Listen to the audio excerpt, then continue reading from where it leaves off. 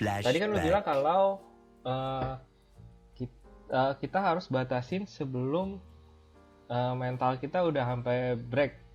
Tapi nih, Parah, ya. seandainya misalkan uh, kita kerja kerja kerja, tapi kan kita cari kerja yang baru nggak semudah itu. Belum tentu juga Mm-mm. akan dapat yang baru secepat itu kan. Hmm. Nah, kalau misalkan kedrag sampai ketarik sampai misalkan mental kita sampai begitu, sampai breakdown banget lah pokoknya, sampai ke kantor juga kayak Udah gimana muak lah masuk. yang tadi gue bilang. Iya, tapi kita nggak dapat dapat nih kerjaannya nih dari Ya, dari ya. awal yang lu bilang itu sampai ketarik terus. Gimana tuh menurut lu? Nah, gue kan prinsip gue itu kan adalah jangan sampai gue keluar dari tempat kerja ini dan gue belum punya penghasilan. Kalau memang kondisinya adalah kita udah lamar kerja puluhan ribuan kali, kita udah kirim CV sebanyak itu dan belum ada yang terima, kenapa nggak coba untuk memulai sebuah usaha kecil-kecilan?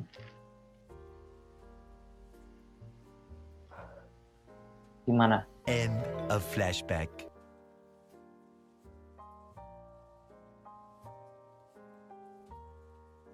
Menurut saya, ketika kondisinya kita tidak dapat pekerjaan yang baru dalam waktu dekat, walaupun sudah ribuan ya tadi kalau kata Mas Babi, lalu kita pivot ke berjualan, bukankah itu menjadi sesuatu hal yang lebih sulit? Karena itu adalah bidang yang berbeda dengan bidang sebelumnya yang kita gelutkan.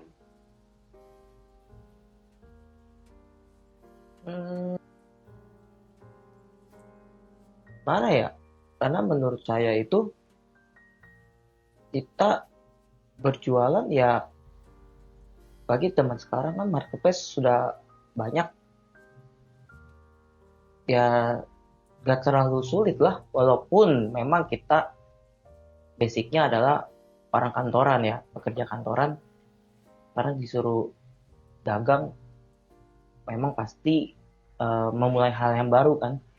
Tapi daripada kita kehilangan penghasilan dan belum tentu nih dapet nih, orang kita sambil kerja aja nyari nggak dapet, apalagi ini kita berhenti terus nyari gitu. Ya lebih baik kita coba aja dulu dagang kecil-kecilan. Dan mungkin saya ingin meng-highlight tadi kalau kata Mas Babi, daripada nggak dapat, karena kalau menurut saya kita berpindah dari yang tadinya bekerja kantoran lalu tiba-tiba berjualan tanpa background dan koneksi yang kuat, sepertinya sulit. Dan kita tahu sendiri bahwa nature dari berjualan itu kan, atau bisnis itu kan, malah tidak stabil, tidak seperti kita bekerja. Mungkin saja dalam waktu dekat kita juga tidak bisa menghasilkan apa-apa. Mungkin kalau menurut saya lebih bagus kita perbaiki saja dari CV kita, yang kalau tadi kasusnya adalah kita tidak bisa dapat panggilan, kenapa tidak kita betulkan saja CV kita, lalu kalau misalkan kita gagalnya di tahap interview, kita pelajari bagaimana menyelesaikan interview yang baik, dibandingkan dengan tiba-tiba pivot ke bidang yang berbeda. Oh, jadi maksudnya burung pasti suatu saat kita diterima di tempat kerja yang baru. Iya, Jadi dengan jangan pivot lah ke bidang yang kita tidak kuasain. betul. Karena menurut saya lebih bisa ditakar dengan usaha memperbaiki atau meningkatkan bidang yang sebelumnya sudah kita kuasai, dibandingkan dengan tiba-tiba berpindah ke bidang yang baru yang bahkan mungkin sebelumnya kita belum tahu. Kalau konteksnya memang kita ingin mempertahankan pendapatan itu secara konstan atau stabil. Terus kalau menurut Bara gimana? Tadi kan mau nanya tuh. Tadi kau udah nanya kan? Ya, lalu setuju dengan tanggapan burung? Tanggapan burung. Oh, kalau gitu gua kembalikan dengan pertanyaan lagi ke burung. Tadi kan Baik, dari si burung bilang mental ada lebih penting. Dan dari kalau saya maksudnya, iya benar, mental cukup penting baik, kan dibanding ya, bertahan di tempat kerja yang toksik. Dan nggak masalah kalau resign, benar kan? baik, Nah pertanyaannya, misalkan Anda resign dan misalkan gaji Anda sudah cukup tinggi. Kita tahu kan diagram sebagai kenaikan pangkat tuh semakin ke atas semakin runcing, jadi semakin sedikit tapi yang mau naik itu banyak.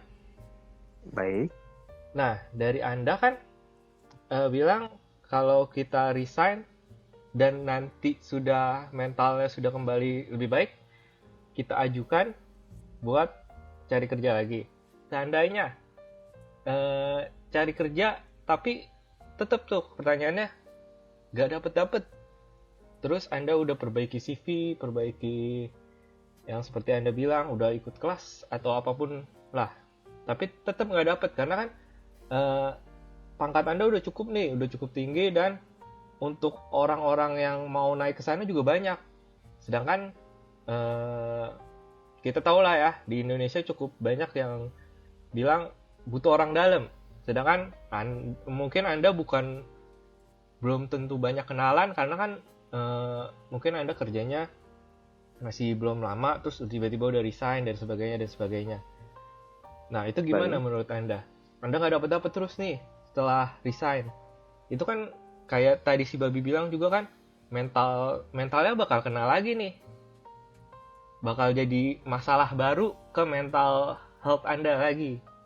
Gimana Baik, menurut Anda? baik. Kalau menurut saya, kita tidak bisa mengharapkan untuk menebar satu CV lalu langsung keterima ya, itu sudah pasti. Jadi yang bisa kita lakukan, ya kita menyebar sebanyak-banyaknya. Lalu bisa juga ketika ditolak itu kan mungkin ada yang tidak mengabari sama sekali, mungkin juga ada yang mengabari melalui email, atau mungkin juga kita sudah masuk tahap interview tapi ditolak. Menurut saya kita bisa tanya kepada pihak perusahaan itu, apa sih alasannya mereka menolak. Dan kalau mereka memang berbaik hati untuk memberitahukan itu kan bisa jadi bahan introspeksi kita untuk kita evaluasi dan untuk kita perbaiki apa yang kurang dari mungkin CV kita, dari email kita, dan dari apa yang kita sampaikan selama proses interview. Jadi mungkin jangan hanya diambil penolakan kliknya saja, tapi bisa kita ambil juga apa yang bisa kita perbaiki dari penolakan itu. Dan kalau kita tebar sebanyak-banyaknya, tidak mungkin tidak ada sama sekali yang menerima ya. Kalau menurut saya begitu. Oke, tadi Anda bilang Anda akan menanyakan ke interviewernya ya. Betul. Tapi kan kita tahu biasanya interviewer bakal menjawab dengan jawaban basa-basi lah ya, atau bisa dibilang karena menurut mereka kurang cocok nih Anda di perusahaan kami karena kami mencarinya seperti ini. Sedangkan kan kalau ketidakcocokan itu kan sebenarnya kan apa ya, ambigu lah ya, bisa dibilang ambigu karena Ya, tergantung betul. dari sebenarnya kalau kita tahu kan sebenarnya tergantung dari bosnya Betul. bakal seneng nggak saat pertama kali ngelihat kita interview? Itu kan sebenarnya kan cukup random. Dan Betul. pertanyaannya lagi, gimana kalau itu berlangsung terus? Karena kan kita tahu di Indonesia juga cukup banyak saingan, dan misalkan ini berlangsung terus sampai Anda cukup kena juga nih mentalnya lagi nih, karena misalkan setahun oke, kita bisa bertahan. Tapi kalau terus nih, kan Anda terus perbaiki. Semakin Anda perbaiki, harusnya semakin bagus, tapi tetap nggak dapet. Kan ujung-ujungnya kita juga bisa kena mental lagi nih. Kok begini sih, Betul. kok nggak kita perbaiki terus, tapi kok nggak berhasil nih. Gimana Betul. menurut Anda? Baik.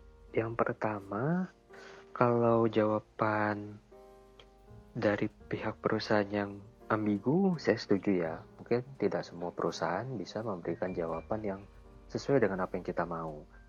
Tapi dari banyaknya lamaran pasti minimal ada beberapa yang bisa memberikan jawaban yang masuk akal. Lalu yang kedua, kalau misalkan sudah kita perbaiki tapi kita juga masih belum dapat panggilan, menurut saya percaya ya bahwa ketika CV kita sudah bagus, interview kita sudah bagus, rasanya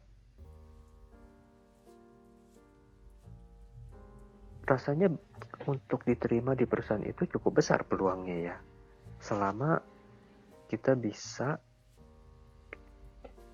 memberikan atau menunjukkan keahlian kita atau apa yang kita tahu sesuai dengan CV kita itu.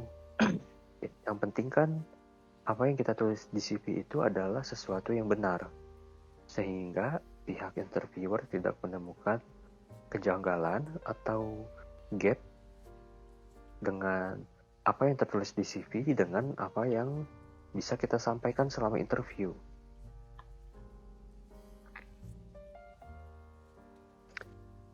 Itu menurut saya ya. Oke. Ada yang mau bertanya lagi? Saya mau bertanya ke Burung. Halo? Ya. Ya, Halo? baik Mas Oh, Babi. masuk ya. Soalnya tadi mati lampu saya, maaf ya. Oh alah. Loh, kita satu ruangan loh. Anda bisa gelap sendiri Loh. tuh, Anda mabuk kali ya? Oh iya, bener juga ya. Waduh. Wah, Ini saya mau pikirannya tanya sudah ke Burung. melayang kemana-mana ini, Babi.